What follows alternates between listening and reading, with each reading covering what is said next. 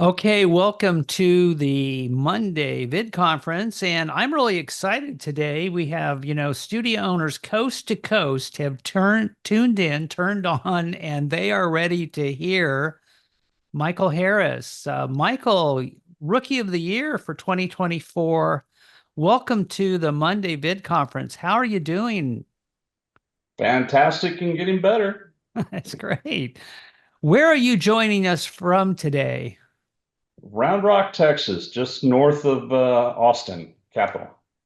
Round Rock, Texas. I'm always telling people that this business works really well in the suburbs, and it does. It really, really does.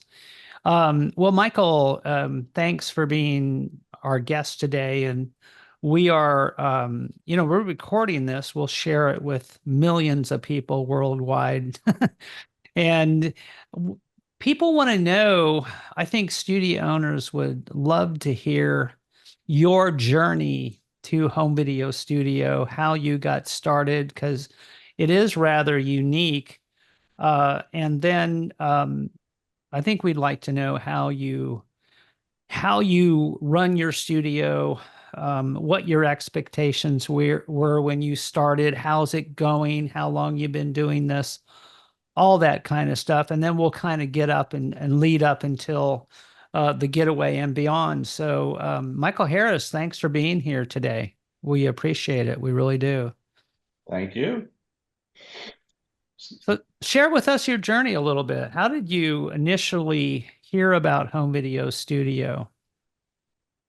Uh, so about 16, 17 years ago, I saw an ad in the video magazine or something similar to that. I had been doing, like most people, been doing my own video editing, transferring, taking pictures, all kinds of stuff as the historian of the family, and thought it might be a good opportunity to learn something new and to start doing something on the side of my technology career that I was doing, and eventually would work myself into retirement doing the thing that I love, which is the video stuff. So called you, Robert, up, and at the time you were selling franchises and having a show and tell up in the Dallas area. I think it was in Addison, but I don't remember exactly where it was. But we drove up, Kari and I drove up, and we stayed at a hotel there, wherever you were having it. And we sat in a room, and I think it was just us and you just explained everything all day long. We went out to dinner that night. We talked about it. Next day, we talked about it. And then I had two young girls at the time that were probably 8 and 4. And so the 3 hour drive back to Round Rock, we just talked through it, and we were very, very close to signing on at that time, and just decided with the way my career was going at that time that it was just not the right move. I wouldn't be able to put everything I had into it at that point. So we said, hey, let's just put it on the back burner and we'll get back to it. And then technology took off. I was at Dell for 27 years. I moved all over the place, had fantastic career opportunities, and was well rewarded for it. Great company to work for. And then as I started to get older, the next thing you know, the kids are out of the house and in college, and then out of college, and we started thinking about what the heck are we going to do as we get closer to retirement. And then we were like, hey, remember that business that we looked at a while back? Why don't we go look at that again? Because in between the two times, I continued to do all of this stuff on the side for friends and family, where I was converting their tapes to digital. I was making movies, vacation videos, memorial videos, all those types of things. And people just kept People telling just me, kept you got telling to do this. You got to go into business for yourself. You got to do it. You got to do it. And I never did. And then the opportunity became so great that I gave you a call back and you actually remembered. I guess me. you you're like, oh yeah, and we talked on this date at this place. And, Yeah, I have uh, it all written, tattooed on the back of my hand. exactly. Yeah, whenever anybody gets that close, and we were a franchise back then, and we both gone through a journey. Gosh, we ended franchising in 2014 and went into what we do now, business opportunity brand licensing. So so you came all the way, and then how many was it? 12 years later that you called me because I was in an airport last November, I think, when you called. Yeah, What's it was about 12 or 14 years later. Uh, Called and reconnected and then started down the talking and going back and forth and all that kind of stuff. And like you said, it had been a journey between the two times we had met. Yeah. Uh, and It was just at this point, it was the right time. Everything was pointing in that direction. And I think we maybe had dinner that night and talked about it and made the decision by the end of dinner. And I called the next day and said, let's go. Wow. Well, it is interesting how, sometimes now is the right time and sometimes now isn't. Um, I always like it when it is.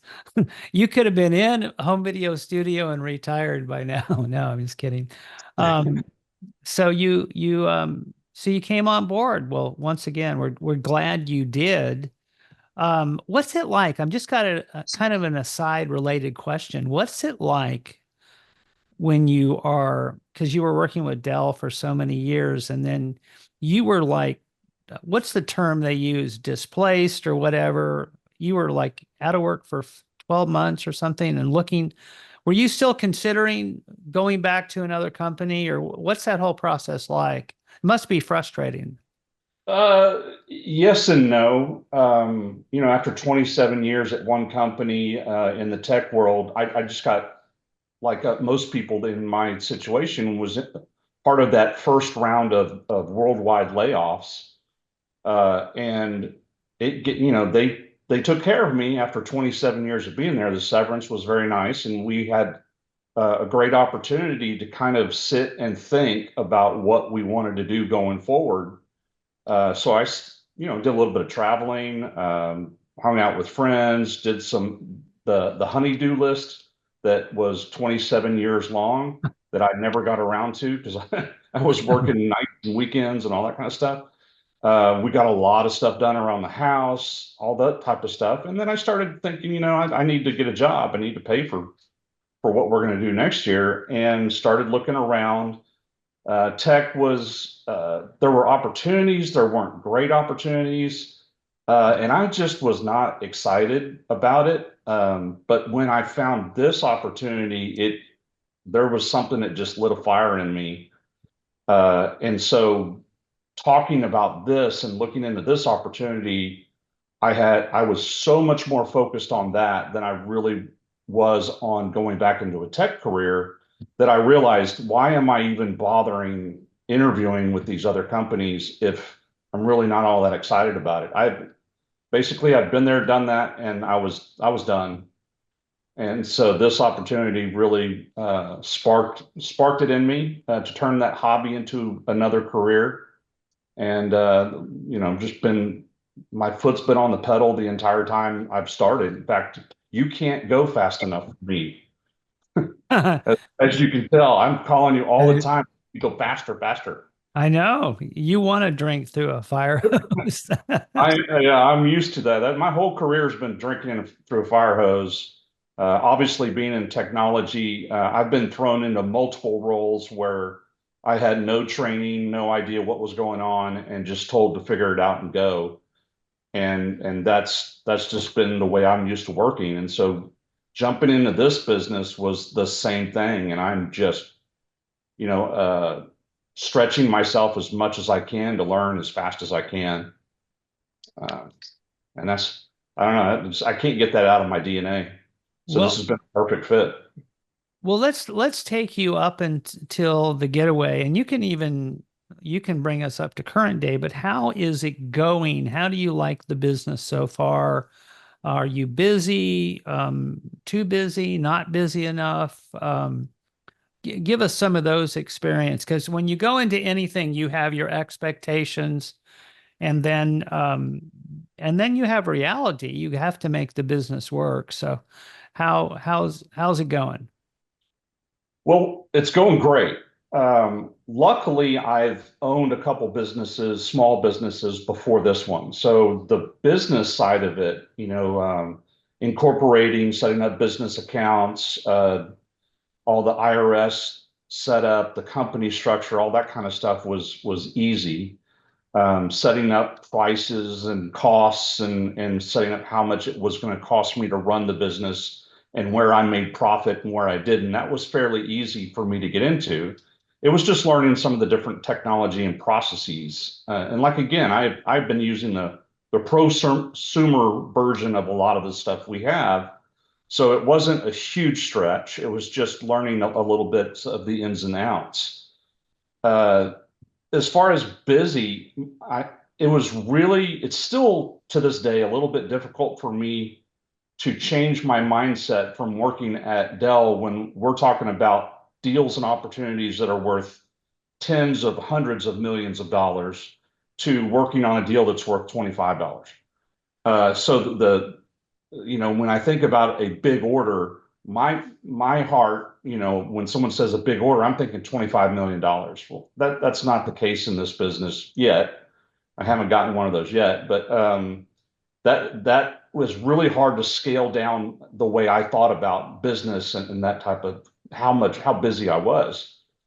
But I'll say every month that I've been in business since I started has been better than the previous month from a revenue standpoint, gross revenue. Now I've continued to reinvest into the business and myself when I've had the opportunity. So I've added some PAL capabilities and I've added some Betamax capabilities, and I've all of those have paid for themselves with orders that have come in, and I'll continue to do that as it makes sense. But I've never been so busy I couldn't get to a project or I couldn't accurately tell someone it was going to take a certain amount of time. I did run into one issue that was taking me a little bit longer than normal, and I just, like any salesperson would do, picked up the phone and talked to the customer and said, "Hey, it's taking me a little bit longer," and they were fine about it. So I've had weeks where have had more orders than I knew what to do with. I didn't even know how far out to push it. And then I've had a week or two here and there, or even days where the phone or no email at all came in. And then I'm worried about, am I failing? What's going on? And I know we've talked a little bit about the way I've organized my business. I am a huge list maker. I was a process engineer at Dell for many, many years, looking at how to improve processes. So one of the things I do and did as a business owner in previous jobs and now in this one is I make lists of basically to-do list of everything I'm doing. And it started getting really long and hard to manage as this business started and started getting busy.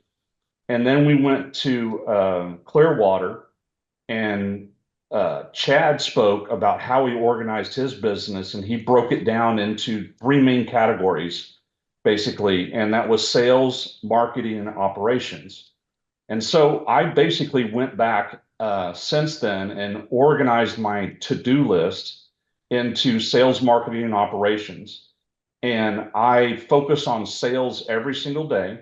And then I pick something from marketing and operations every single day to do or focus on. And it may be, how do I reroute sound through my speakers in the back? That may be an operational thing that I have on my list that day.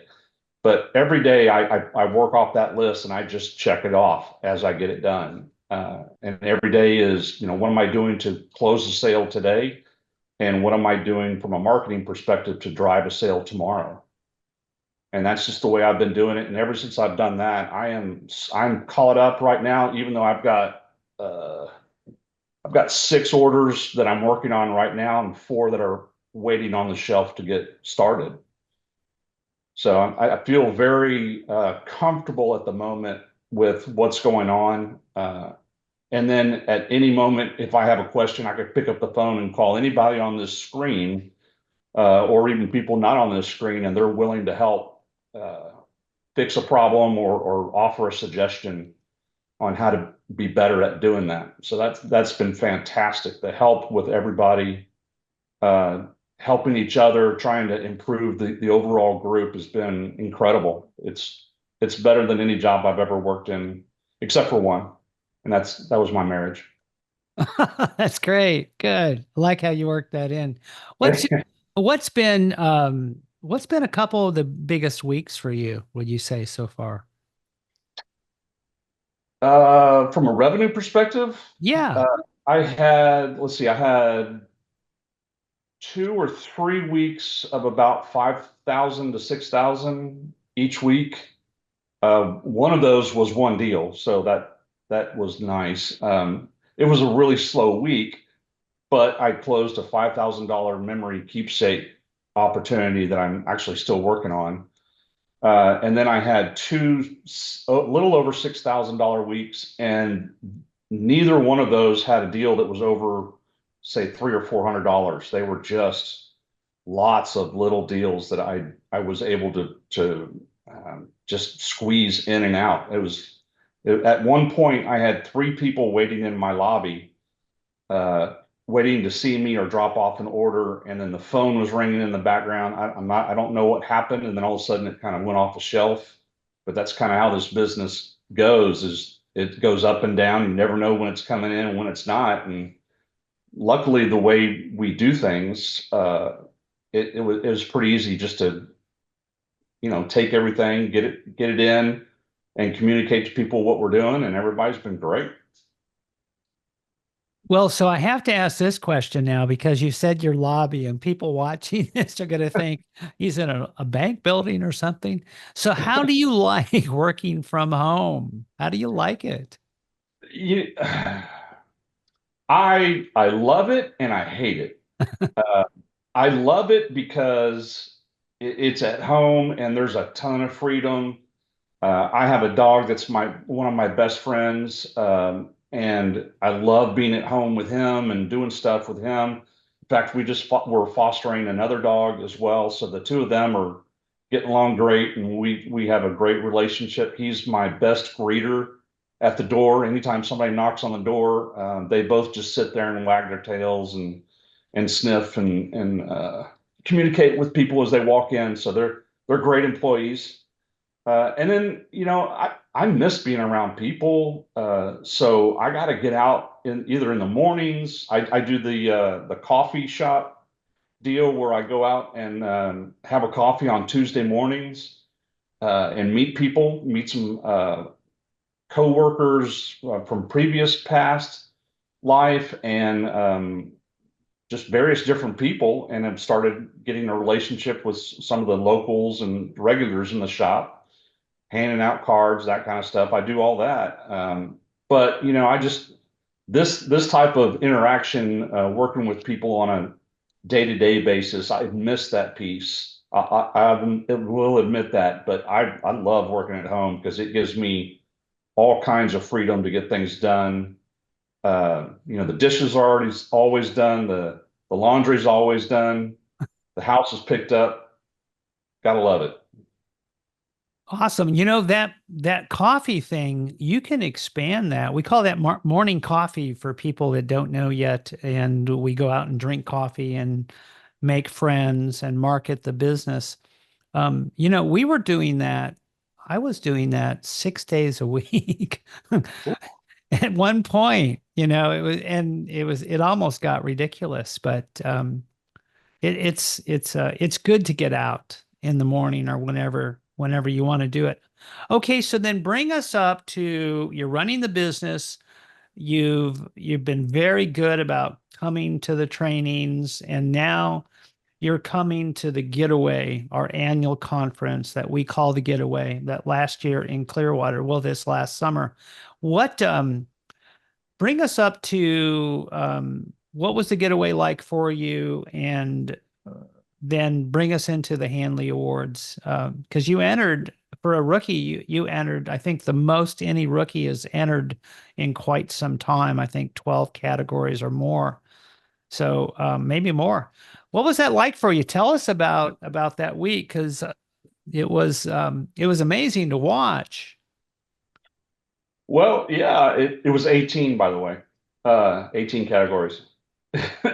It, Oh, yeah, so a lot of pent up demand, right? That's what I was telling you. Uh, so the getaway was, keep in mind, I'd been out of work for a while. Getting this up and going was took longer than I would want, but it needed to go through that process of ramping up and getting everything in place, ready to handle the volume of business that's starting to come in now. Uh, we had to really shave down our lifestyle, and so we canceled two large vacations, an Alaskan cruise and a Mediterranean vacation that we were going to do, and we canceled both of those. And so we didn't do any vacation for the past 18, 19 months. And so when the getaway came about, I was like, Kari, we're going to figure it out. You're going with me, and we're going to have a nice little away from the house, some fun. I'll get some education. You can meet all these crazy people that I'm telling you about, and we'll have a good time.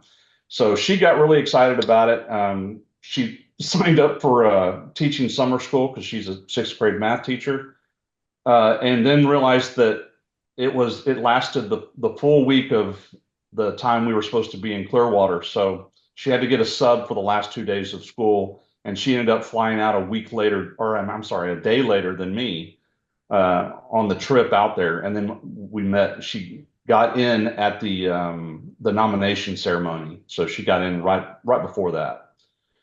But it was getting there was I went through years and years of stuff that I had done in the past. I re-edited some stuff. I uploaded a bunch of stuff. I mean, it was just went through years and years of stuff and thought, I'm going to just enter in every category I can and see what kind of experience this would be. And I didn't have much of an expectation other than I'm going to learn as much as I can. And just for an FYI, there was an opportunity to take Frank Romer's Premiere Pro class and get better at the video editing side, which I still need. I mean, I think we always need something like that to keep those skills sharp because I just don't have that many opportunities to do it daily. But the backlot opportunity was going to put me way outside of my comfort zone because it was something I had never done before. And I really, really wanted to experience that. And then I have been actually going back and looking at Frank's YouTube Premiere Pro classes that he did years ago. He really needs to update those. But went back and have done those just to catch up on that. So my expectation going in was I'm going to put myself in a situation where I'm uncomfortable, but I needed to hear from someone different in Chad and learn something different that I had no experience in. And so that's what I went in with the expectation and learned a ton. Now I'm really thinking that production, small level production, is something I'm interested in. Just expanding in a little bit, not anything big, but friends and family to begin with, and then maybe move into it because it just was really really interesting and seemed like a great business opportunity. So I am working on all kinds of little ideas that I have going on in my head that I learned there and learned from Cheryl and Wendell and Barry and all the other folks that were in the room. Just it was an incredible opportunity. So that kind of leads into, there was maybe 5 or 10 minutes a day where we could have like a vacation.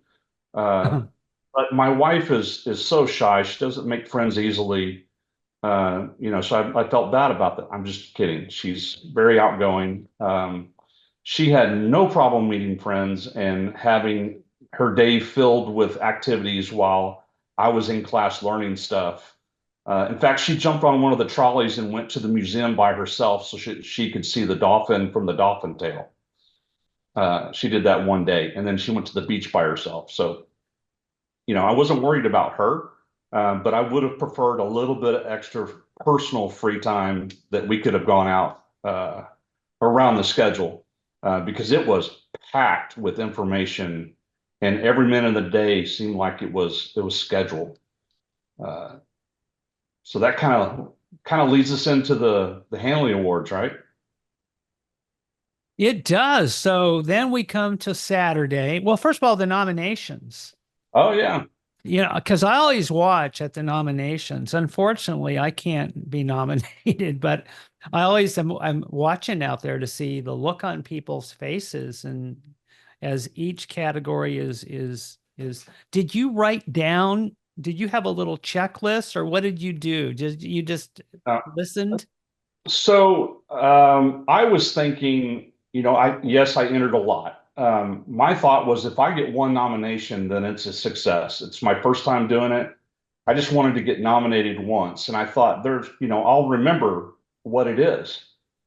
And then I think it was 12 or 14 nominations, and I lost track of, it was like a blur, completely lost track of what I was nominated for. I couldn't even remember what I entered because it was just overwhelming as I heard my name called in multiple different times. And it was fun because I knew some of the other nominations, who had done them and what they had worked on. So it was really exciting to hear my name with some of the other folks that were getting nominated. So that was incredible. It was a lot of fun. It was supporting everybody. I certainly understand when they do the Oscars on TV how people are feeling when they call your name and everybody looks at you like you're supposed to do something different. And it's just all I could do is smile and nod and move on. Okay, so let's use that as a springboard, because now we get to the Hanleys and everybody's, dressed up, and you hear the first award that you're nominated for. Did you win for the first one or the second one? What was that progression like? I don't even remember. Which one Uh, did you win for? But before we get to the end of the evening, but which how many Hanleys did you win? One or two? I'm not I even got sure. I got one Hanley for the keepsake, which was the one I had done for my grandmother that my mom had actually paid me to do. And so that was the one I had. That was the one I was least expecting to, number one, just get nominated for, but number two, to get actually win. So that was the one that really shook me up. And I think that was the first one, if I'm not mistaken. Uh, that was really special. I think Kari was crying when I went up there because she knew how special that one was for me. And then after that, everything after that was just icing on the cake. Then it was the marketing award, uh, which was great as well because we are doing everything we can to market our business. Uh, a lot of it is from lessons learned from previous businesses where what works and what doesn't. T-shirts for friends and families, all the logos and stuff that we have. We have magnets that go on the outside of our cars. In fact, that's another great story. We went to a alumni fundraising event where we donated a silent auction item, which was a $50 gift certificate, and had dinner and all that kind of stuff. And not one person even asked for a card while we were there, or even wanted to ask any questions. But the silent auction item did sell. And then we got in the car and we drove home. And I was thinking, man, that was 4 hours that did we just waste our time there? The next day, I had a guy called me up and he had 300 tapes he wanted converted that he had seen the magnet on at the event and had taken a picture of it with his phone and called me up. So that was huge. Those types of things, you never know when someone's going to give you a call. So the marketing piece of it really made a difference on that. So sidebar on that. So after the marketing award, then at the end of the night was the rookie of the year. That was I knew I was in contention, but I really didn't know what was going to happen. But very honored. Yes. Well, then we get to Rookie of the Year. And tell us a little bit about that experience. And then has that translated into any publicity or additional business? What was the reaction like, back home when you got back to Round Rock? Well, I have a lot of A big parade, probably, right? yeah, it was a parade. All of us got on our riding lawnmowers and we rolled down the street. It was fun. Uh, I have a lot of friends that are on social media. So when we posted what had happened, I got overwhelming amount of reaction from friends and family.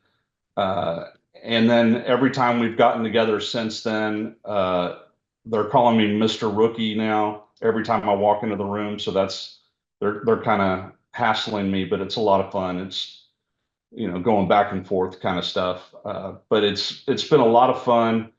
I have had one person that I know of that saw either a social media post or has commented on the Hanley that's sitting in my entryway that has said anything about it. Other than that, I don't know if people have really said anything. They have definitely seen the awards sitting out, and they have been appreciative of the fact that we run a professional business and that it looks professional. I mean, it's not some guy in his mom's basement with a VCR.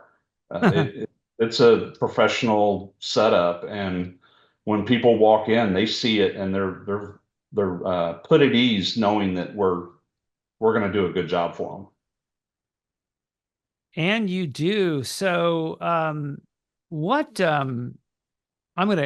we'll ask for comments and questions from Studio Land here in a minute, but what are your plans then for the rest of this year and 2025? So, how are you going to top Rookie of the Year?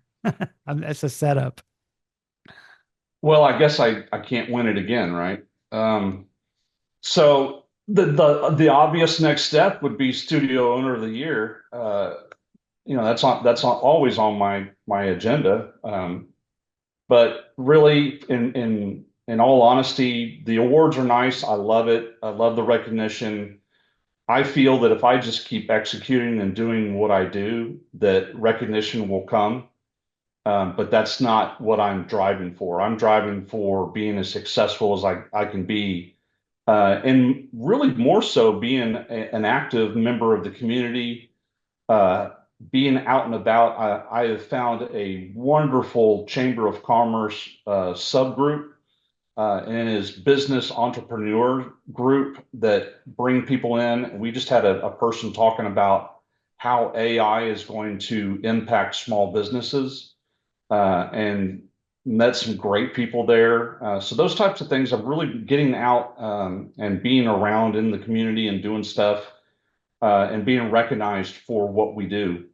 Uh, that has been the best part of this job is driving around and stopping and talking about the business or talking about memories. It's one of those win-win situations when you can help somebody preserve a memory. It's a win for everybody. We win from a financial standpoint and we feel good about it, and they win because they get to relive a memory they haven't seen in 20, 30 years. So that's kind of the short term, is to continue to drive that, continue to grow what I'm doing, grow that presence. And then we went to Dallas last week, and on the way we stopped in Arlington and visited Craig and Mary Peterson. went to their studio, their storefront studio. And now, of course, we're starting to talk, what about in the future, 2, 3 years down the road? Do we want to look at a storefront? So as we're going about doing errands, we're starting to kind of drive by office places and think about what we could grow into at some point. Because I'm actually starting to get a little tight in the studio that I have right now and bleeding over into another room. And I think I'm a half room away from being told that that's enough. I need to go somewhere else by my lovely wife, who has been very supportive, by the way. She has. So, one more question and then we'll open up to questions. But what would you say to somebody that is watching this and is not a studio owner yet and they haven't even called yet, they haven't made what we call first contact, which is call in and say, "Hey, can this work for me?" What would you say to them right now? I would say what I tell most people that want to do something crazy. Like I've done 3 Ironman triathlons in my life, and people always ask me, why did I do that? And my answer on that and how you would even do that or any business venture or anything that's going to put you out of your comfort zone is you really need to have your own why. You need to have your reason for why you want to do that. And it needs to be a really good reason. Because when it starts to get tough, you start to question that reason. And if your reason's not really good, it's going to start crumbling and you will probably fail. If you have a very good reason for making the decision you've made and really, really want to do it, then you will succeed. And I found that was very true in Ironman. That was very true in at Dell, and it was very true in the businesses that I've had. Is my reason for doing this is rock solid, and so I have no doubt that I will succeed in this. But if you are coming into a business like this and you're not really sure it's what you want to do, but it's just kind of the opportunity that you're pursuing, you really need to think about it. But if it's something you really want to do, you have a great shot at succeeding. Good, good. So let me see. Let's see if we have any questions from any of our studio owners today. Our comments. Hello. Hey, Mike, I'd like to add something. Sure. This is Debbie. Yeah. Thank you for reiterating your to-do list, your 3 stages, because sometimes I find myself getting muddied up in all these things. And if I would just take the time to do something on each of those categories, I too might be a little bit more organized and a little bit better. And with that, I got to go because my phone's ringing. That's the sales. Check that sales box off. Thank you, Debbie Williams from Florence, Kentucky, who has a storefront. Yes. Another comment or question. Hey, comment here from Wendell. Hey, Mike, how are you today? Hey, Wendell. Hey, listen, I just wanted to just wanted to say how thank you for sharing your story. Very refreshing to hear. It seems like we have very similar journeys as far as yours in the technology career, mine a long sales career, and just finding yourself in a place where, okay, now I'm at a crossroads and what decision I'm going to make. So it's really good to hear that, and congratulations on all your success. Thanks, sir. You as well. Thank you. Let's see who else is out there in studio land. Barry's got to say something about how many times I call him. Something. Oh, let's hear it, Barry. He's probably off doing something else. We are standing by. Sometimes studio owners can be shy. Let me ask a quick question. This is Mark Kearns in Raleigh. One of the questions I'm thinking through is from the first point of contact you have with a prospective customer or a lead, what's the general time frame, do you think, for them to place an order and move forward? And how aggressive are you? I I come from an enterprise software sales background, and obviously it can be, you know, a delicate balance of how hard you push on the close. And I was just kind of curious, you being in the sales background, kind of how you've managed that process. It's a good question. I don't know if there's a straight answer or a one answer fits everything type situation. It kind of depends on the customer and what they're trying to get done. It almost seems the older the customer, the easier the sale is going to be, as long as you can make a connection with them. If I find when I start having a little bit of a conversation, getting to know somebody, that type of stuff, and it puts them at ease, those sales to go a lot faster. The younger folks that are trying to get it done for their grandmother's birthday party or something like that, they're looking for price and they're looking for right now. And I don't mind giving a price out on the phone, try to sell them on the phone, but when they say, "Oh, we'll call you back," or that type of stuff, pretty much they're gone. I typically I use kind of a system where I categorize those people, like that's a lead to me, but it's a cold lead, and I'll put it off to the side, and then 3 or 4 days later I'll go back and I'll just give them one call. If they don't answer the phone, I don't even leave a message. But if they answer the phone, I ask them about the deal. Almost 9 times out of 10, they've decided to go with somebody else, or they're still thinking about it, and then I leave it to them to call me. But if I feel like it's a warm lead, then I will typically call them back the next day and email them and see if we can close the deal then. And usually that happens. I would say 9 out of 10 times I close that deal the next day. But I wouldn't say push, but I would just let people know, you know, the thing that it works for me is I'm local. I work out of my house, and I'm right here in the area. You don't have to mail it to some kid in another state and worry about that kind of stuff. And if they can hear my voice, and I'm the person that answers the phone every single time and not some operator, they tend to connect with that a lot more. And I really try to drive home that fact that I'm not only answering the phone, I'm doing all the work. I'm going to be the one to give you the order back. If you have any questions, you call me. And they like that a lot. And I try to focus on those two areas, and that seems to be have worked pretty good so far. All Awesome. Thank you. right. Sure. Yeah, thanks Hey, for I'm asking back. that, Mark. Oh, you're I'm back. back. Sorry, I was on a phone call with a customer, but yeah, Michael does call and text me every once in a while, but I look forward to that, and I appreciate my ability as I've grown as a studio owner, my ability to help other guys like I had needed the help when I started. So never once do I begrudge that or go, "Oh my gosh, somebody's calling me." I appreciate the opportunity to help somebody out and maybe guide them around some mistakes that I might have made when I was starting out. So it's always fun. So don't hesitate to call. No, Barry, you've been awesome, man. Appreciate it. Hey, funny thing, right as I said that, David Schutte is texting me, asking me a question.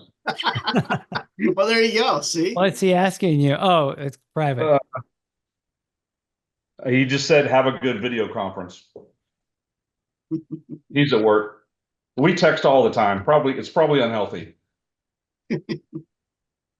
Well, that is the power of the network and Yep. the home video studio family at almost any hour of the day. I've seen people post on Facebook at like 2 in the morning, and then there's a comment at 2:05, and you wonder about it, right? But all right, that Well, may be the other piece to that, and getting back kind of to the getaway, is the advanced training and the getaway, and any of the times where we get everybody together. It's not just the classroom training that is impactful. It's the hallway conversations. It's the grabbing a drink after training or after dinner, hanging out in the lobby, or breakfasts, all those little times that are not scheduled that you're just sitting with somebody I wish we could record some of that stuff because the amount of knowledge transfer that happens in those events is remarkable. And the tips, tricks, suggestions, and all those types of things that you get as you're walking from your training to the elevator to go to your room to change to go to dinner, you probably that's you can't put a monetary value on that kind of stuff. It could save you hundreds of thousands of dollars just listening to how somebody does a certain thing that makes your life so much better. And that's just a conversation in a hallway. Imagine if we'd sat down for a couple hours and talked, it'd be incredible, those are fun too. Yeah, that's the thing that when we do the getaway, we do advanced training, you really get to cement these relationships with other studio owners, and that's the I think that's one of the coolest things about home video studio. All right, anybody else finishing up? Anybody else have a comment or question? We are 48 minutes into this, so it's good. Anybody else? Going, gone. So let me see. Anything else you want to add, Michael? No, I'm good. It was quite an honor to be recognized. I don't take it lightly. I know that there's some responsibility that is involved in this, and I look forward to growing with the business and helping other people as they come on board as well. And am available if anybody has a question. I'm not shy. Well, we may bring back the rookie speech. You know, we used to have this where the rookie of the year would give a talk, the keynote speech talk at advanced training. So that we might bring that back. Yeah. Just All tell right. me what the time limit is because I'll fill it up. Okay, I will. I think we have like 4 hours. 15 minutes, 20. All right. Thanks everybody for being here today. And if you're watching on the recorded version, thank you very much. We will be back here next week, and sometime in early October, I'll have our studio store of the year on. And that will be Craig Peterson. So thanks for being here today. We appreciate it. And Michael, I really appreciate you and everything that you do for Home Video Studio and for your own studio. So thank you very much. Thank you. All right. Goodbye, everybody. That's a wrap. Bye. Good job, everybody. Michael. Thank you. Bye, everybody. Have a great Congrats. week.